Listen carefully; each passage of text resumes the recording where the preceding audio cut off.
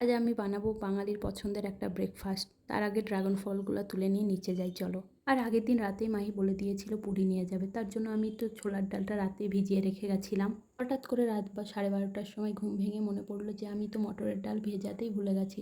তখন ঘুমের চোখে এসে মটরের ডালটা ভিজিয়ে দিয়ে গেছিলাম। পুরি যেহেতু বানাবো, ছোলার ডালগুলোকে হালকা করে সেদ্ধ করে নিয়েছিলাম, আদা কাঁচা লঙ্কা বেটে দিয়ে দিয়েছিলাম আর লবণ।